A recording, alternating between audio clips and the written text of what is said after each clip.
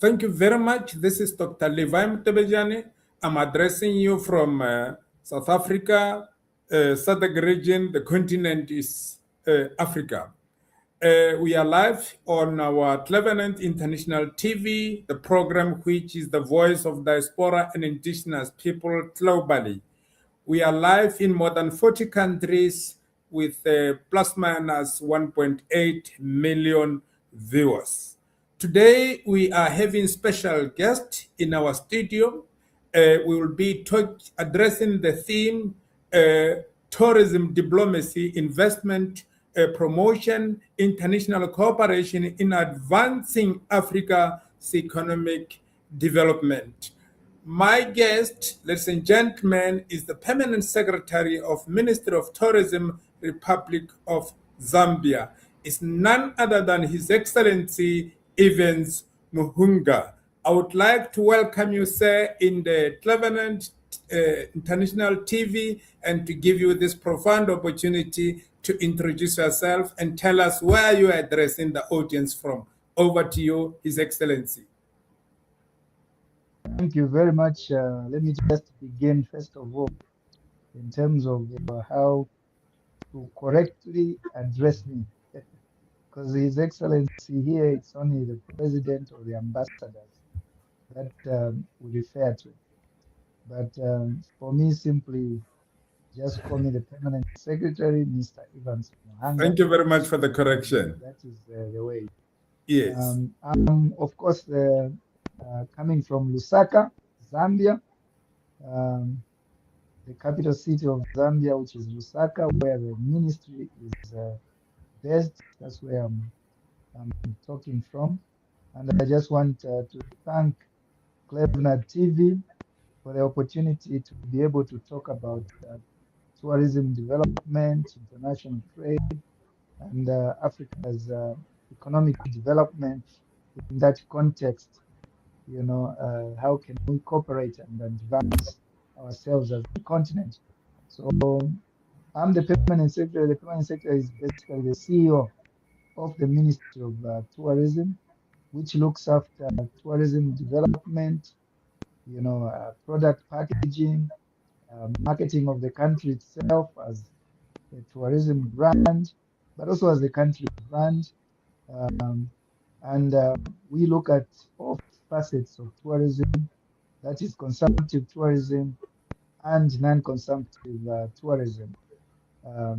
For those who might not know what consumptive tourism is, basically tourism that is in the conservation area, but how do you also make sure that you sustain the number of species that are in the landscape or the wildlife economy, but also the non-consumptive is the hotels, the lodges, the facilities basically, and type of services that go with it to ensure that those who are tourists are able to have easy travel and also enjoy their stay in the country. So that's basically what our ministry looks at, with the participation of much more private sector in this aspect. Oh, thank you very much. Now, our Permanent Secretary, Mr. Evans, Zambia is a home to remarkable tourism and cultural heritage. What key strategies is the government implementing to position Zambia as a leading tourism destination in Africa and globally? And if you can pull your mic closer to be more audible, it will assist.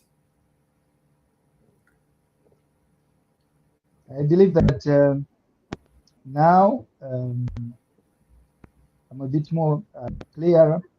But when we talk about positioning, maybe I can just increase the volume of my voice as well, so that I'm a little bit more audible to the audiences that are listening to us. Yes, yes. When you talk about how Zambia is positioning itself in terms of tourism, as you have mentioned, we have a lot of natural endowments here.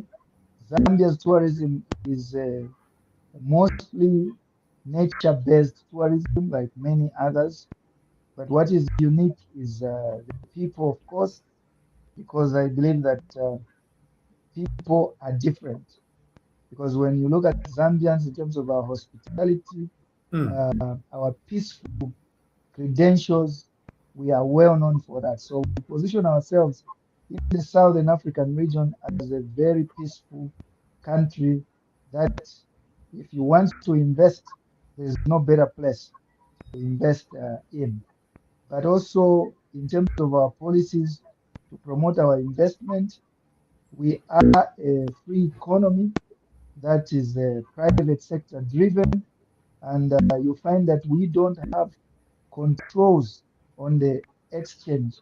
You know, in terms of if you want to basically take away your profits out of this country, we don't have controls in terms of exchange rates and things like that. So it's a free market economy that we've been driving for many years.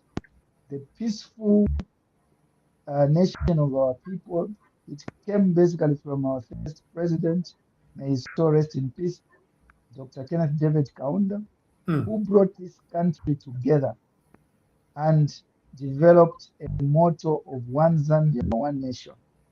One Zambia, one nation, because this country, culturally, in terms of diversity, we have 72 ethnic tribes here, and it was not easy to bring all 72 these ethnic tribes, permanent secretary. 72 speaking different languages in Zambia. Ah, And when we're saying one Zambia, one nation, we all are unified on this motto of one Zambia, one nation. So our diversity in terms of cultural uh, products in tourism, traditional ceremonies that show people different way of life, our mm, gastronomy tourism in terms of our food, almost every month, every weekend that you are in Zambia, you have iconic traditional ceremonies that go on in our 10 provinces of our country. So those who love culture, Zambia is a very diversified cultural tourism country here. And how we are positioned in our country, as I've said, being peaceful people is very, very important. We hosted a lot of our uh, neighboring countries when they were struggling to get independence. South Africa is one of them. And if you see, when Madiba Mandela, Nelson Mandela, was released from prison after 27 years, the mm. first country he visited from prison was Zambia to come and see his counterpart, his comrade, Kenneth David Kaunda, to say thank you for the support that they had given to ANC because African National Congress's headquarters was based here in Zambia. So you have a lot of other elements to do with liberation wars. For our colleagues in Zimbabwe, they will come here as well to celebrate many of their martyrs that died in Zambia because they were also here in Zambia. Namibia, same thing. So I can go on.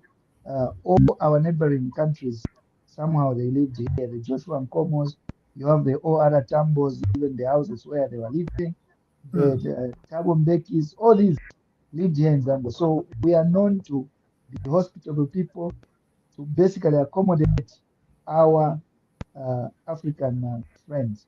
So that's what Zambia is known for, peaceful. But in terms of positioning ourselves also, as you know, Zambia relaxed the rules and changed the visa regime to most of these countries abroad who don't need a visa, and over 167 countries around the world, they don't need a visa. Most of the countries also, they can just get a visa on arrival. So we are positioning ourselves, and from what our policies have been, you find that post-COVID, um, and during COVID, our numbers were about 551,000 tourist arrivals internationally. But over the years, we have now moved. Last year, we basically reached 2.3 million international tourists who have been coming as a result of relaxation of our visa regime. And this is how we are positioning ourselves as a very pristine, natural setup of our wildlife. Because in Zambia here, we have 21 national parks and 36 21 game national management parks, areas. Mr. National Evans. parks, 21 of them. Yes. And the big five, you find them. And if you look at, we've got big parks which are almost like countries. Kafue National Park, for example, is 22,400 square kilometers in size. That's just one. That's the second largest national park in Africa here. It is found in Zambia. And if you look at where we neighbor with Zimbabwe, Lower Mm. Zambezi National Park, and South Luangwa National Park on the other side with Malawi, they are pristine national parks that you don't struggle to see the big five. And also, in terms of the numbers, it's quite uh, high premium, low visitations. We don't actually make sure that maybe you're converging to see one lion and you're 20, 30, 50 cars. No, you can be able to enjoy uh, the safari here in Zambia. And the walking safaris, by the way, they were started in Zambia. So I can go on and on. We have the Yes. mighty Victoria Falls, of course, which is our iconic, waterfall here. But in Zambia, we have over 180 waterfalls.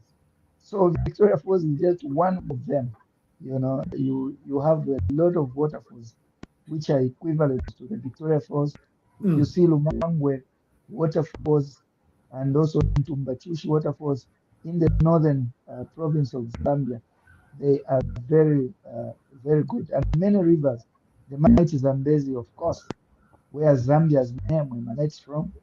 This is a river, as you know, that has passed through five countries, but it starts here in Zambia before it goes to Angola, in Zimbabwe, Botswana, Namibia, and you have it going all the way to Mozambique, Brabassa there before it goes to the Indian Ocean.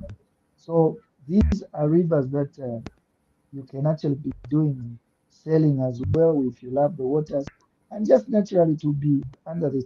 And you find the freshwater bodies, 45 to 60% in Southern Africa emanate from Zambia. So we have a lot to offer in terms of conservation, but also maintaining the integrity of our environment. Because as you know, the world is interconnected in terms of these landscapes, and we have a lot of transfrontier conservation areas to be able to protect these areas so that the integrity of our environment and our wildlife and our Mm. landscapes is maintained. I will tell you by ending that the Kaza, for example, Kavango Zambezi Transfrontier Conservation Area, which is the largest in the world, over 400 square kilometers of the landscapes in the five countries, that is Angola, Zambia, Zimbabwe, and Namibia and Botswana. These five countries form the Kaza region. And this is a transfrontier conservation area where we are managing the landscapes together as sister countries in this area. On the other side, as I said, we have Maza, which is the Malawi and Zambia on the Lukusuzi National Park there, where we have a corridor of many elephants as well on the Mm. other side, and Loza map, which is Lower Zambezi with Zambia and Zimbabwe, and also Mozambique on the other side. So we are basically working with a lot of international NGOs to maintain these landscapes to ensure that for the benefit of humanity, but for the world to come and see what God has endowed this Southern Africa. Again, I would like to say that within the Gaza region, those are the range states for elephants. Mm. More elephants in the whole world are within Southern Africa in Gaza region. And when we did the last count, that's where you find most of the elephants around the world. And Zambia also is home to most populous hippos in the Luangwa Basin here in Zambia throughout the world. So there's a lot that you can be able to find if you love nature, you love Yes. wildlife. Zambia has it all to offer to the world. Yeah. Thank you very much, Mr. Evans. You have indeed unpacked and gave audience and everybody listening from various social media the key of what Zambia tourism looked like. Uh, how important is tourism uh, how important is tourism diplomacy in strengthening international relations and promoting economic cooperation between Africa, Europe, and the rest of the world?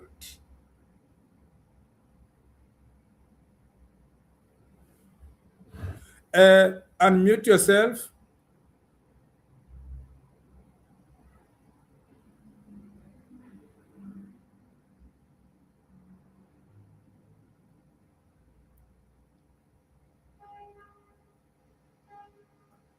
In the studio, can you assist? Yes, yes. Okay, great. So when it comes to diplomacy, as you know, Zambia is part of the SADC community, Mm, which is Southern Africa development countries there. Um, we have protocols in terms of how we want to target tourism. Now, within Southern Africa, you'll be able to find that we are selling Southern Africa as a boundless Southern Africa region. mm, And countries, all of us, in terms of tourism diplomacy, we have realized that we can only succeed by not competing but collaborating as a mm. region because most of the people want to see more than one country when they visit. So diplomacy in tourism also, I will tell you that Zambia and Zimbabwe piloted what we were calling then Univisa, uh, the CASA Univisa, so that you can be able to visit more than one country. Now, within SADC, you have South Africa, you have Zimbabwe, you have Namibia, they are actually piloting the Univisa as well, so that they can be able to do that. But even when we had the meeting at Indaba last week in South Africa, as SADC uh, committee of senior officials, these are the topics we are discussing about on how the visa regimes can be used for tourism diplomacy. And we are saying we need to remove visas basically as countries to make it easy for tourists to travel For within tourism. our region. So we are collaborating a lot, and the Transfrontier Conservation Areas meetings and all these areas that I've talked about, they are all part of the bigger picture of tourism diplomacy between state to state and the state parties, but also playing within the framework of the UN Tourism Organization, for example, within SADC, within COMESA, all these organizations that are promoting intra-trade and people-to-people, deepening the relations, they are all talking about tourism as a very strategic economic sector, which creates more jobs, and opens up more countries to remove also the perceptions of how people perceive one country to the other by lack of just not visiting them and they don't know. And this is how we are making sure that tourism diplomacy is strengthening our international relations at country level. Part of the regime change for visas I've mentioned are all part and parcel of strengthening international relations and promoting cooperation, or rather economic cooperation, between Africa and the world and within Africa as part of our intra-trade policy in terms of what we should do as African countries. Oh, thank you very much, Mr. Evans. Uh, Ladies and gentlemen, our guest is the Permanent Secretary, Ministry of Tourism, Republic of Zambia. We are live on Cleveland TV. I'm Dr. Levi Mutebejani, addressing you from South Africa. The next question to you, Permanent Secretary, is Zambia continues to attract growing international interest. Mm. What investment opportunity currently exists within Zambian tourism and hospitality sector in order to attract more investors in your region?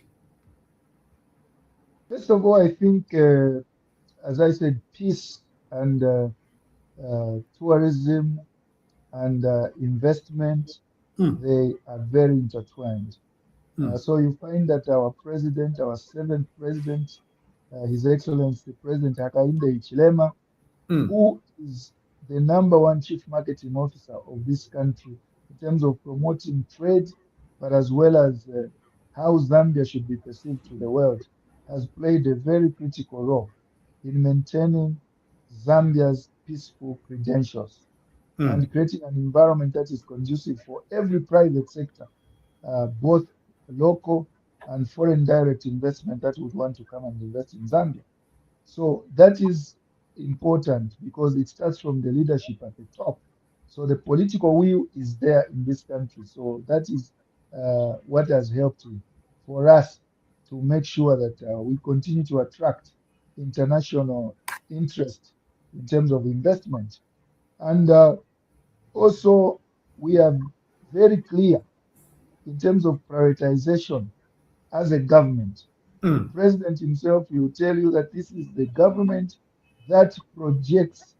Today in Zambia, we have what we are calling the 10, 10, 5, 3, 1, 1 strategy. What are the president talking about?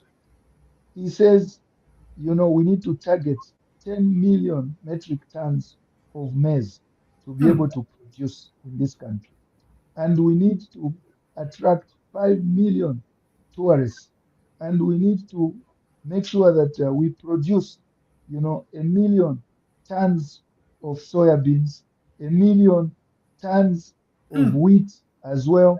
So we are very methodical. We have put these things. And even in terms of our copper production, we are targeting 3 million metric tons of copper production by the year 2030. So what are we doing? He's focused also on the energy mix because energy is very, very important.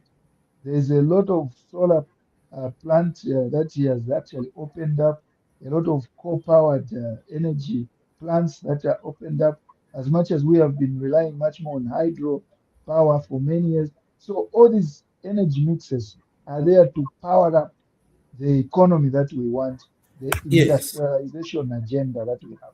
So when investors listen to such type of talk from the top, they know Yes.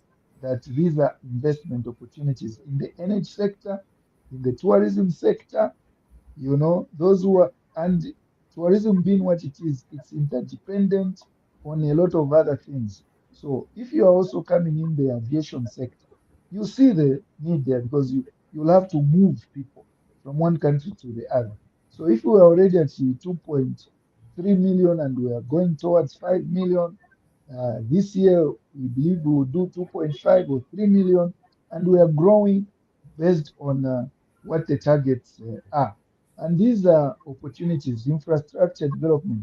There are a lot Mm, of roads, toll gates, a lot of triple P arrangements from the road sector, which we have attracted a lot of investors to make sure that they are moving uh, trade in transit. As you know, Zambia is, we say we are land linked to all our 8 neighboring countries and by sea also to Burundi. We are talking about 9 neighboring countries.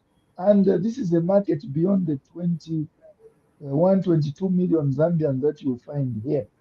Over mm, 400 within the SADC countries and over, maybe 780,000 or so within the Comesa region.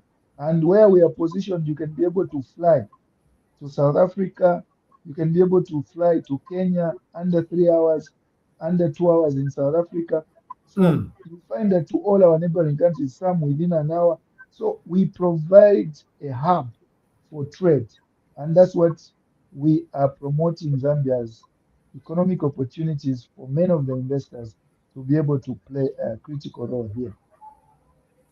Thank you, sir. I know you have mentioned the discussion you had with neighboring countries about the removal of visa so that it should give more access. My question will be, in summary, in your view, Mr. Evans, how can African countries collaborate more effectively to promote the regional tourism and intra-Africa African travel? Hence, I started by saying, I know in few above question you have touched that, but how can effectively have the promotion of regional tourism and intra African travel? I, Basically, we've been trying our best in Yes. various countries, and at some point, maybe due to political leadership that was there, and also even us sometimes as technical people, previously we tried pro- to go the protectionist way of our Mm, markets. You know, even not giving the fifth freedom from the aviation sector, for example, to try and protect our airlines or domestic mm, airlines and airports from competition. So now we've realized that when you close yourself to that yes. and you're not collaborating, it just hurts you in the end. So we need to look at what is our unique offerings as African countries. You know, Okavango Delta in Botswana is totally different as a product when you come also to, for example, if you want to come to Zimbabwe, you will not find a product like that. And in Zambia, you will not. Even in South Africa, you will not. So we need to look at what is it that is unique. There is only one Victoria Falls that is spectacular, one of the wonders of the world that Zambia and Zimbabwe share. And we should be able to recognize that. There's only one Table Mountain in Cape Town. So what we need to really do now within the region is to be able to identify what our unique offerings are. And when we bring private sector together to collaborate and create Mm, circuits and packages for long haul tourists and give them these valuable packages that they can be able to come into one country, enjoy, and be able to extend their stay in two or more of countries, mm, then the length of stay is there. But again, countries need to make sure that they are not greedy in terms of the share of the pie for tourists when they pay for those packages. mm, And just like the way the airlines share the money that you pay from one ticket, if you're connecting flights, they know the value chain and how the money should be shared. That's how countries also need to model in terms of the cake for sharing the tourism pie that we are supposed to create. Because we created even institutions like Retosa Regional Tourism for Southern Africa so that we can be able to sell the boundless Southern Africa as one unit, one coordinated tourism product, and not to look at us as different countries. And yes. it didn't work very well. Here we are today. We are still relooking at the same things as I've talked about the transfrontier conservation areas and all these brands that we are launching for Kaza, you know, the rivers of life, so that people can come and enjoy that we need to collaborate more. But what is good is that our presidents, they have got the political will now, and they are Yes. talking That's about the most in, important thing. the most Political important will, thing, buy in. because the Yes. political will is there to integrate our economies Mm, to ensure that we can be able to work very well. If you look even in the space where we are talking about critical minerals today, Zambia and DRC Congo, for example, they realize that we are the biggest producers of copper, of mm, cobalt, and the critical minerals that are needed to produce these cell phones, electric cars, and even batteries to power up all this. They are the materials that Zambia, It's produced. Zimbabwe, and DRC Congo is producing. Mm. So we can only work together. We Yes. can only negotiate with our colleagues in the West together to ensure Yes. that there is value addition in our respective countries Mm. to produce, you know, um, already finished products that should be able to go out there, and then we'll create jobs within our countries. And our presidents are talking about this. So this integration of economies and working together in a collaborative manner and signing MOUs that we should move in this manner is what excites me actually, to be able to be in government at a time like this when the region is talking with one voice and wanting to excel together as a one big unified team and one unified dream of an Africa that is united economically. Thank you very much. That's very important for neighboring countries to collaborate and work together. They've got more muscle to negotiate. Right? So, Europe, Mr. Evans, remains an important tourism and investment partner for uh, many more African nations. How can Zambia strengthen tourism and partnership and cooperation within European countries and institutions? so what is good is that Europe, we look at it as a bloc, as you know, the EU talks very strongly with one voice.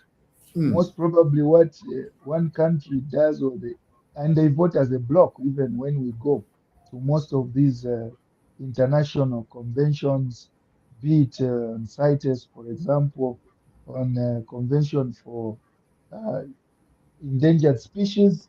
At conferences like that, you find that Europe would come with one unified voice. But also, Europe, we can learn from it. The Schengen visa, for example, mm, they've done very well. They've shown the world that this is how you do it. And what have they done? They've integrated their transport system. Today, you can be able to move from Paris to Germany to London by train, and mm, that integration is important. And this is why our countries within Southern Africa, we are looking at that as well. How do we integrate even by rail, not just by ensuring that we create hubs of our airports, but by road, by rail, by air, and by marine, by sea. mm, Uh, those that have good seas, you dock and you can be able to move this merchandise from the ports onto the roads, into the countries, and also picking up from the airports. So mm, that integration and looking at transport and logistics as a very coordinated approach is a very important aspect to be able to tap into what we can do with Europe. But for us from Zambia, for example, we removed the visa for European countries so that it makes it easier. I know sometimes we want to talk about reciprocity on visa regime, but as African countries, we have also to look at the areas where we are disadvantaged and how can we build slowly from there and be able to play catch up. Even as we grow our economies, then we can be talking shoulder to shoulder as equal partners. But if we need more of mm, their euros to be able to come into Zambia, into Southern Africa, into Africa, as part of the area where we have economic advantage in some aspects, let's attract that investment and put in mm, clauses in those agreements which favor our people. That's what is important. It's how you negotiate and ensure that we are not disadvantaged from that angle at all. And be able to ensure that there's transfer of skills. If we are not skilled up to that level where our colleagues are. So there's always the understanding of people who are coming with high level skills, technical skills in mm. areas where they are good from Europe. So, as African countries, Europe remains an important tourism, but also after COVID, our colleagues have been looking for new places where they can visit and have experience, and to remove perceptions of how Europe looks at Africa. It's important that we grow this Mm. tourism sector and attract them to partner with us to make sure that they invest in the sector into hospitality, because most of the times tourism works on trust as well. So if you have an investor that comes to invest in Yeah. our respective countries and they've got hotels that are respected in their countries and they come and invest here, they improve our infrastructure, but also they attract more of their people to come and stay with them in their respective hotels that they are investing here in Zambia, because either on their system, whether it's booking.com and whoever is doing those packages from the areas where they are booking them to come to any of our countries. If they are European, most probably they tell you go to Zambia, go to Zimbabwe, go to South Africa. You trust them more than what is happening here. Yes. So, in that manner, I think we need to leverage on European countries, the EU bloc itself, and their missions, embassies that are based in our countries. We need to make sure that we are enhancing our bilateral relations with them and speak how we can collaborate with the Europeans. And for Zambia, for example, we are talking about the Lobito corridor, which is another corridor for trade and investments, connecting Lobito from Angola into Zambia, going all the way to the port of Oso in Tanzania. So this is a route which traditionally we can be able to export our agricultural food products and our cash crops that need the market out there, not just locally. So this is how we are going to integrate with the European countries, but they need to come here with their investment, and we can play as equal partners. They bring their uh, basically FGIs here and make sure that we work with them to enhance capacity for our institutions. Then we can really change the narrative from the old relationship of Europe and Africa to a new strategic, collaborative type of relationship that has got mutual interest and benefiting uh, basically and equal opportunities for our people. Yeah, Oh, thank you very much, sir. Now let us look into the role. What role can public sector, uh, public-private partnership play in accelerating tourism infrastructure development and economic growth in Zambia? And then, on the same token, with due respect, with your extensive background in marketing and cooperative transformation law, transformation, how important is branding and digital visibility in promoting African tourism destination internationally? But we focus more on the Zambian tourism opportunities. We look into the role public-private partnership sure. can play in accelerating tourism infrastructure, and then on that, with your extensive experience, uh, marketing and cooperative transformation. Indeed. So thank you very much. So from a private partnership, the triple P model is important in the sense that Mm. governments have got competing needs that they need to attend to. Yeah. And at the end of it all, you find that governments alone cannot be able to achieve uh, the social aspects that they would want to provide to their people, economic opportunities that are there, but they create an enabling environment for Mm. private sector to thrive so that they can be able to pay the fair taxes, and we can use those taxes to improve the livelihoods of our people. So the triple P arrangement in tourism plays a very critical role. I'll give you an example. Like Zambia has got almost a third of our country, which is 750,000 square kilometers landmass. It is all protected areas.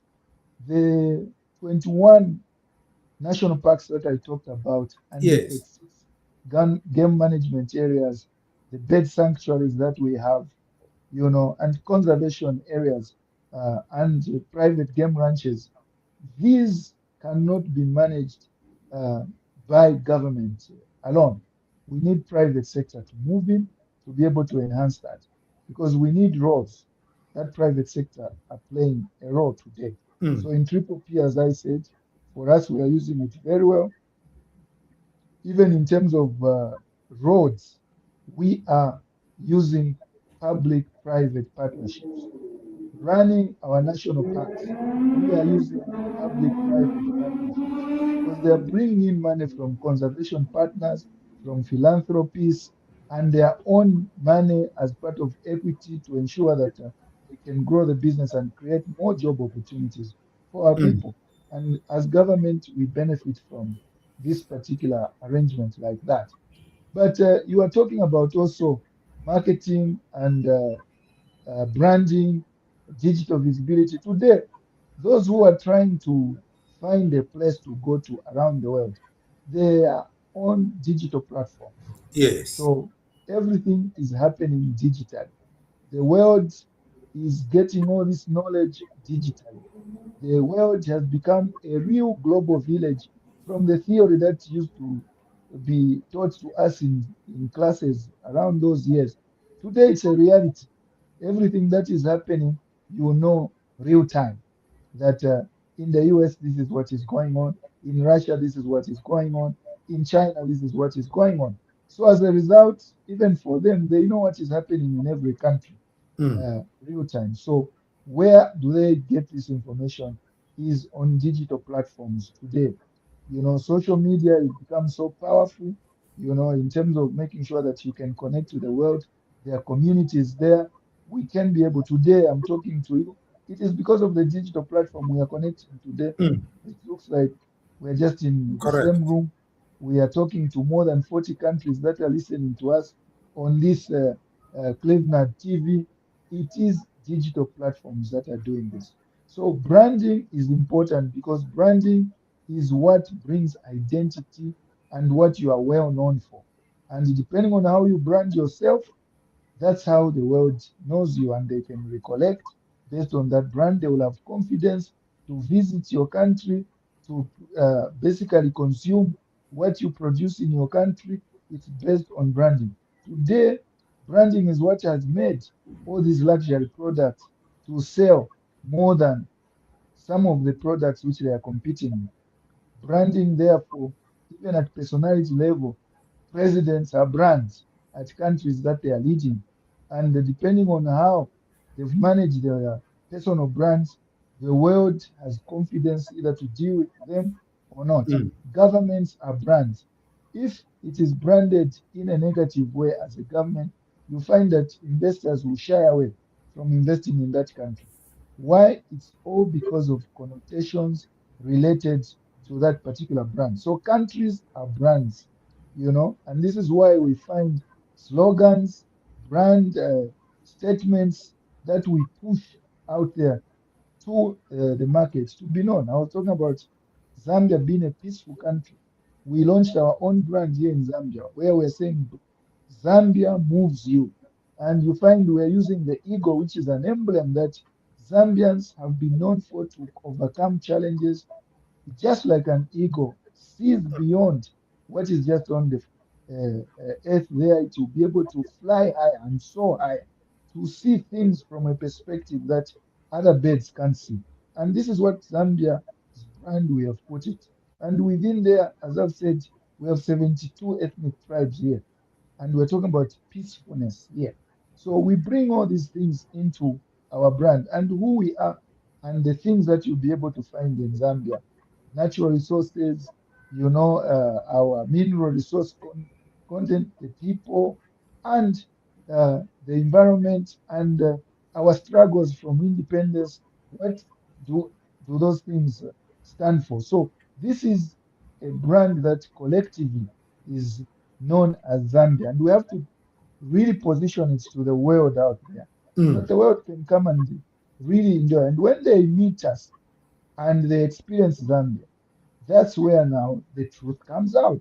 So the moments of truth in any brand is when people come to you and they experience what you say.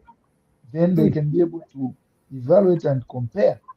So brands create that equity for any country, for any tourism product to be able to be known for what it is for, and it makes it attractive for the target market. So that's why I think that digital visibility on because you can reach more people online, unlike Yes. traditional advertisement which was there previously. And today, our youth, for example, who are content creators, are able to showcase our countries better than cable TVs, real time. Uh, and this is what we are doing. So it is important that even, for example, CleverNet TV has to exist on the online chat digital platforms to be able to compete favorably with those who are content creators who are competing with you, because the competition has gone beyond just traditional TV stations that used to compete with you previously, but also TV stations are digitally on these platforms so that they can reach out to more people. And the tourists see these things on digital platforms, and they can be able to experience. If they want a hotel, they Mm. just by the click of the fingers and their thumbs, they are able to navigate digitally and see what is expected of that hotel, how it looks. So the look and feel is now digitally there. And Yes. even when you're talking about what products you have, you don't need to arrive in the landscape for you now to To say, see. this is what I was expecting. But the digital platforms have created that visibility to promote our African tourism destinations internationally, and they've done a much better job than traditional marketing. Oh, thank you very much. I wanted to touch more on the youth empowerment, but you've already addressed that their participation in content as content creators, that was highly mouthful, and I believe our viewers are taking note of that. And I'm so happy with your ministry, the way you invest more in empowering youth and give them an opportunity, particularly working hand in hand with the public private sector. That is highly commendable, permanent secretary. Now, let us look on the sustainable tourism. Is becoming increasingly important worldwide. How is Zambia integrating sustainability, environmental conservation, and community development into its tourism policy? So when you look at Zambia, we have what we as a policy here, Hmm. which is the community based natural resource management policy. What Can do you I mean repeat by that, that? Mr. Evans? Community. Community based natural resource management. Why I'm saying you repeat, I CBNRM. want other countries to copy from your experience because we're Indeed. here to educate Africa uh, and all other continents. What you have just said, if other countries copy and implement, it will Yeah. change how things look like. So for that, we really appreciate your office, what you are doing. Carry on, sir. Yeah. So the community based natural resource management policy in Zambia Mm. here is a policy that is a tripartite arrangement where we have recognized communities at the center of Community at the conservation. center. At Yes. the center of conservation. Look at our national parks.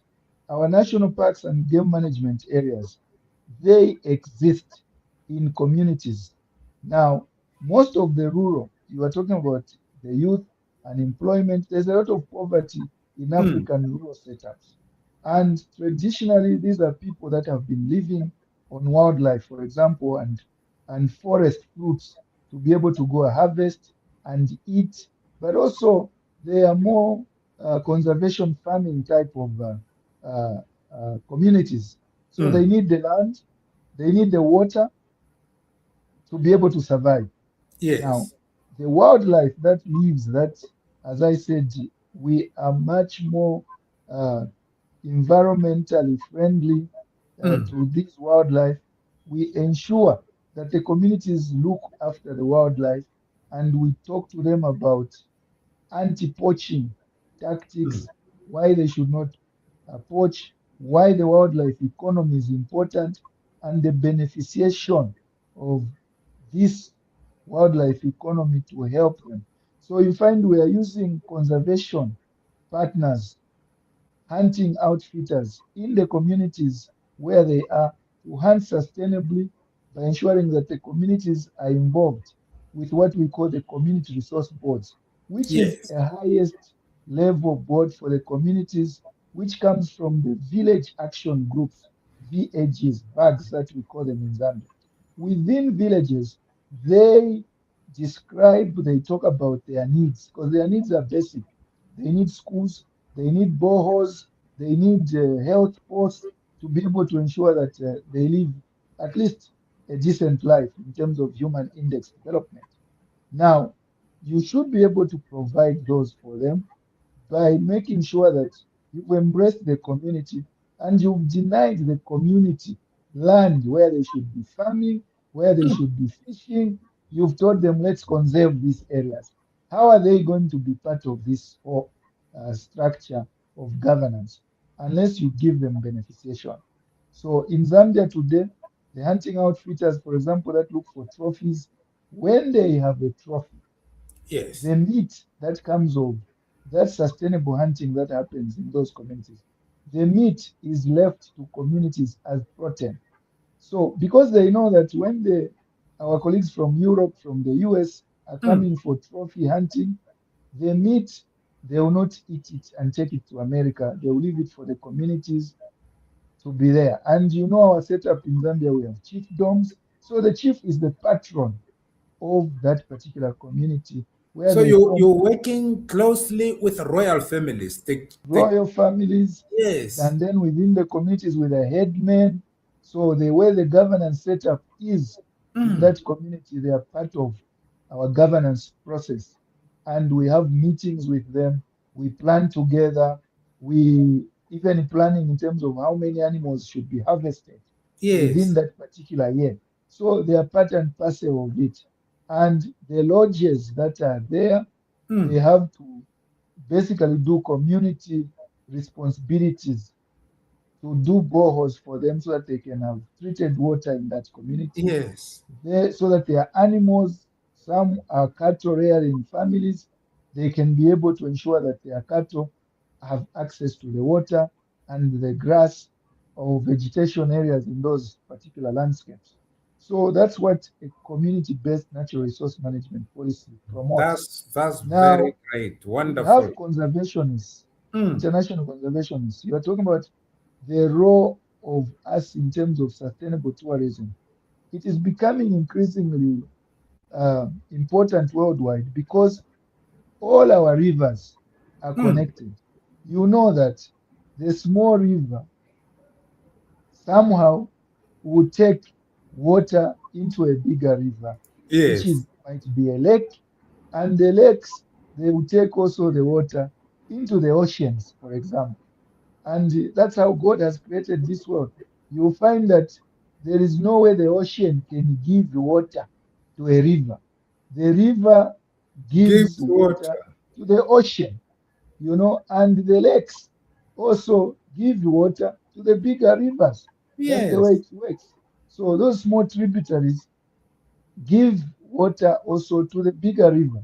So that is the way it goes. And you find that when the water is flowing, usually the smaller river that is actually giving the water is usually at a higher level, and that's how it goes. That's why we say above sea level, because the sea is down there.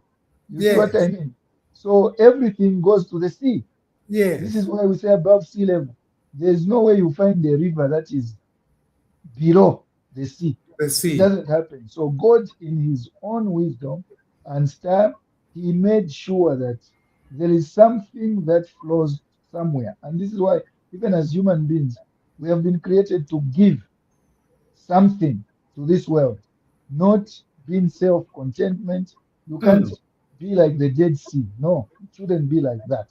So this is why today integrated way of looking at the environment is important because the world is interconnected.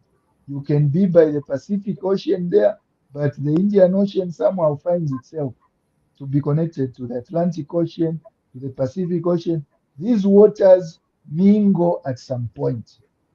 Waters coming from Zambia, as I'm saying, they find themselves downstream up to Southern Africa, up to South Africa, in all these countries. They're in Zimbabwe, they're where. This is how it is. Today, you talk about the Nile, all the way from Egypt there, coming down Yes. up to Uganda. It is all a landscape that is flowing.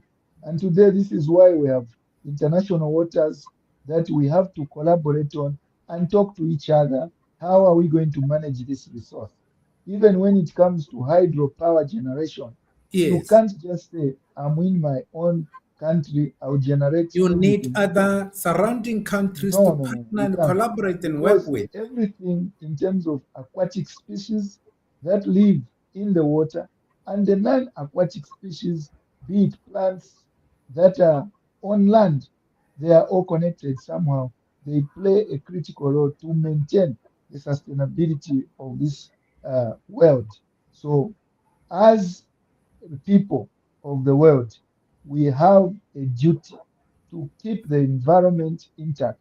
Today, people are talking about carbon sequestration and carbon credits so that we can produce the clean air that is needed for the pollution that we are creating as ourselves in terms of some of the products that we produce, whether it's plastic products, which we need sometimes, but we have to have that stewardship as a people, as countries, and to talk to one another.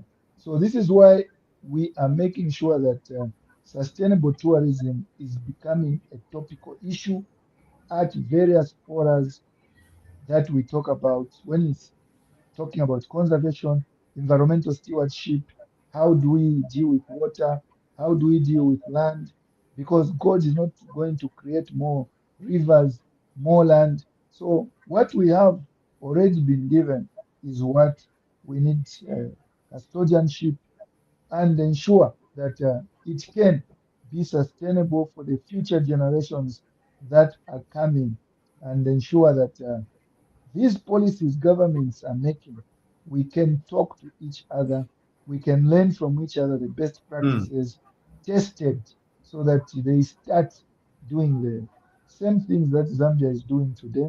And you can maintain how we have maintained our landscapes today, as I'm saying. Uh, some countries are talking about, you know, uh, 3 by 3 by 3, maybe even 30, 30, 30. Others Mm. to say 30% of your land, you should be able to ensure that it is uh, preserved for environmental purposes by the year 2030. So that's what countries are doing in terms of conservation. But Zambia is way ahead already. As I've mentioned, we have more than a third of our country uh, in protected areas that are water aquifers are there. Because as we go on, the world will be fighting over water resource, over land resource, Mm. and we have to make sure that we protect these natural capital assets for generations to come. Thank you very much, Permanent Secretary. I want you to give two examples of tourism created for youth in Zambia as you address the next question.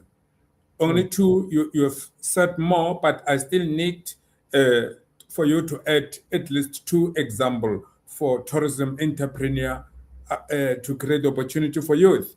But the next question will be Zambia has a rich indigenous culture and traditions.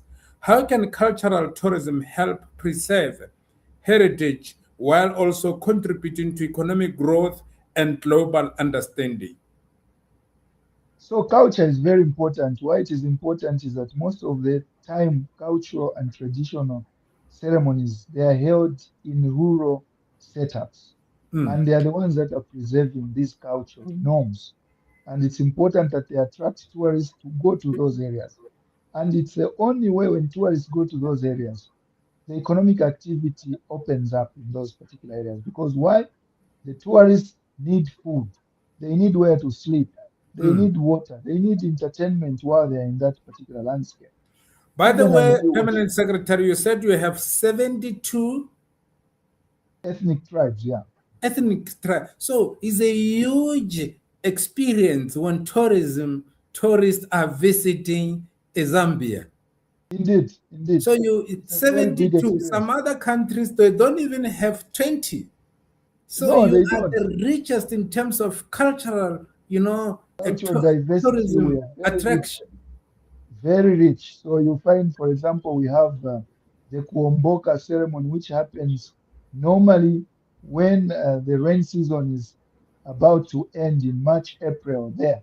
And Mm, what is it about? You find the king of the Lozi people basically leaves his flooded area where he lives with his people, and he moves to the higher lands.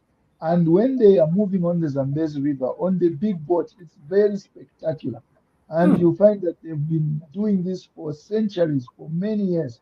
And this is very good. So you find that as my own tribe where I come from, the Luvales, they use the masks mm, and dancing and how to be able to ensure or showcase how we normally come to manhood, but also how our parents teach us manners, values of how to embrace people in the community, and the ancestral aspect of how we have been living as a people, and to showcase the young people how to be a man, the women how to be a good wife, and yes. how to look after communities. So these are our communities, and we have a lot. Some traditions are really about celebrating the food. And now that God has given us the rains that we harvested, and how to Mm, teach people how to harvest and create, you know, ensuring that the food basket is enough. There is food security within their villages, and that's how it is. And they celebrate that particular ceremony. So it's important others show just their triumph, way of where they came from the Shaka, Zulu, and how they settled here and what they mm, went through. So it's diverse in terms of what we do. But more importantly, there's a lot of food. People are shown the skills of how to live economically and sustain your livelihoods as a community.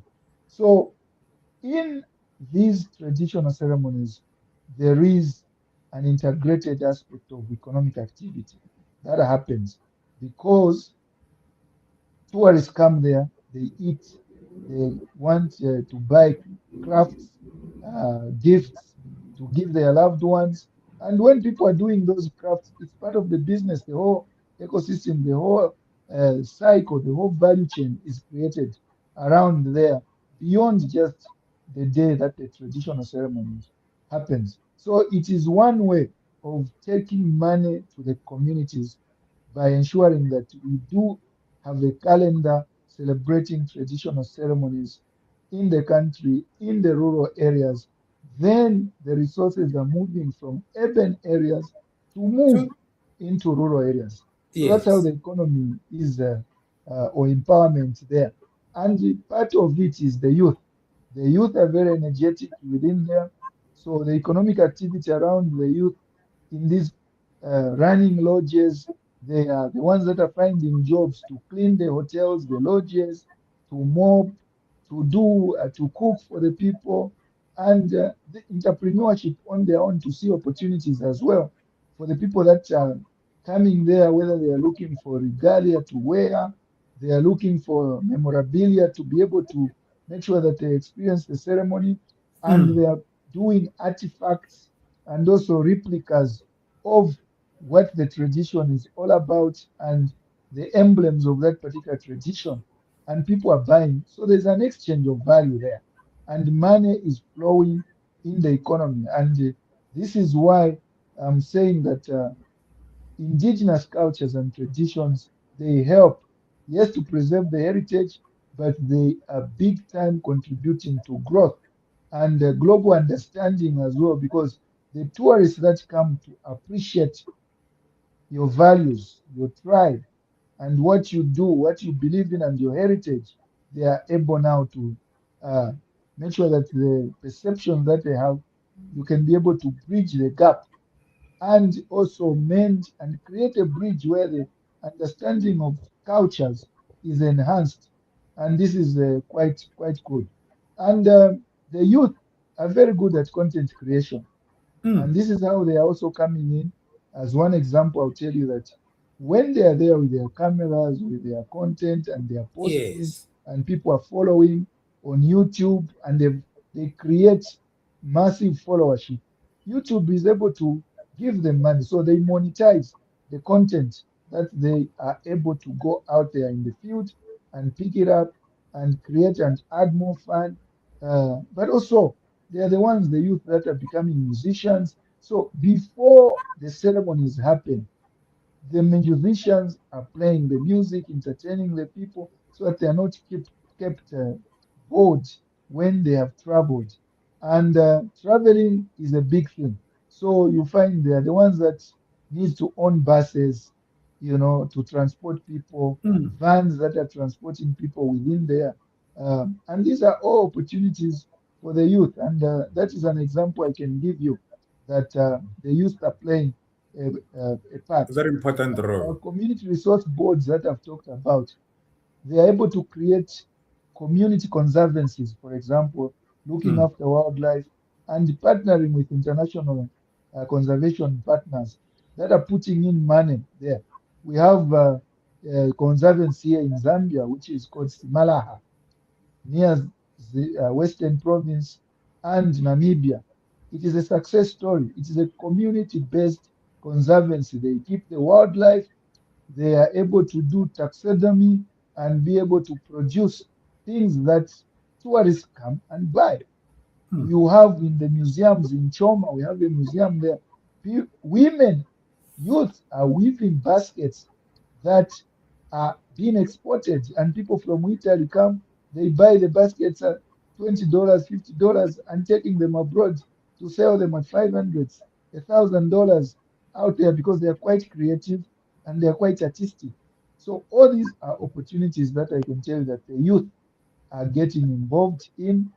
The biggest problem we have in Africa is youth unemployment. Yes. And if we can be able to create To address that more problem. opportunities like I'm talking about and Mm. integrate the world market so that they are not frustrated when they create products and content and it doesn't have a platform where they can monetize it, then frustration can come in.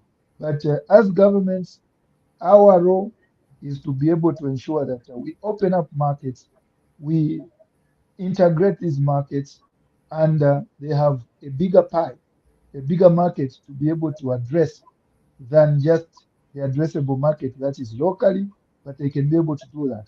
I'll give you a last example. Mm. Traditionally, we have a national park here, which is the second wild beast migration that happens in the Liua National Park, which is next to Masai Mara and the Gorongoros, with our friends in Tanzania and Kenya. But if Mm. you want to see the second wildebeest migration in Africa, it is in Mm. Zambia, here in Liua Plain National Park. It happens around November, December, somewhere there. It's a marvel.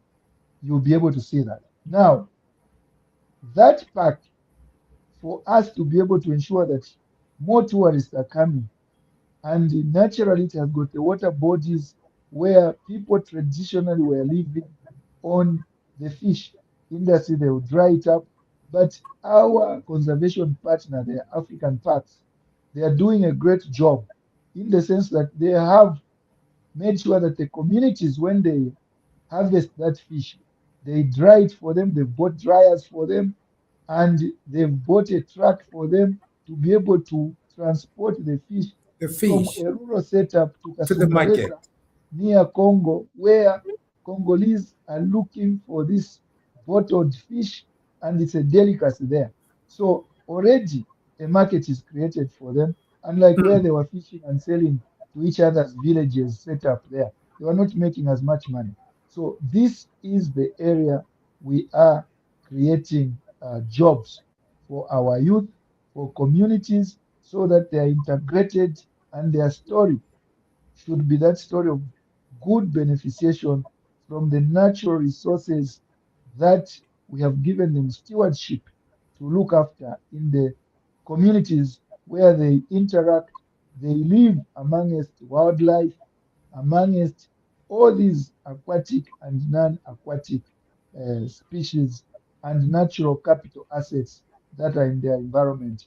And today people are talking about carbon credits. It is going to the same communities who look after these trees because they will not be able to cut them.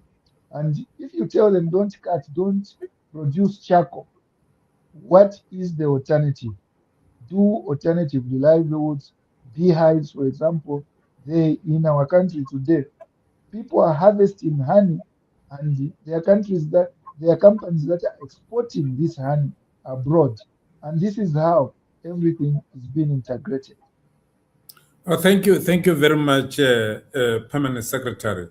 We really appreciate, and I believe other countries who are in the tourism space, they've got Yes, a lot to learn from your leadership and how Zambia is creating opportunities for communities, for youth, women empowerment, and also partnership with private public sector. We almost at the end of our interview, but I sure. want, as we you know, that we'll be in Spain 27 to 30th August, and I believe you will be one of the keynote speaker in that line. What message are you going to deliver to the global community regarding the opportunities of investment? What can audience in Spain expect from your office as you address those global audience? And what role is Cleveland Media playing to market, to brand the Zambian tourism destination and investment opportunities?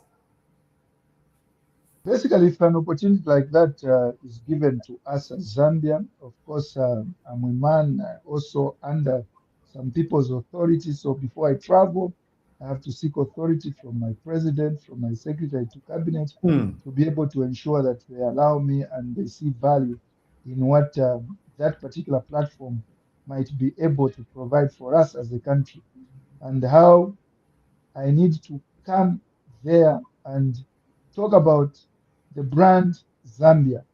Zambia moves you brand. The Hmm. opportunities that are there that can move you as an investor in tourism, in agriculture, in mining, in infrastructure development, and in many other uh, uh, uh, uh, industries and sectors that we have prioritized to ensure that our people can find jobs and be able to create a lot more um, money, also revenues for us as a country to grow our GDP. So if that opportunity came through, I'll be able to share the success story of Zambia in the tourism sector, but also how we want to grow because it's not static. How do we want to grow it Hmm. to be able to ensure that we attract investment in our sector from the people that will be gathered in Spain, and that will be basically seeing what your TV, Clevenard, will be able to host there and be able to disseminate the information beyond those that will be in that phone. And that's Yes. what is the power of digital platforms and be able to ensure that today you can be able to meet more people in the world on these digital channels.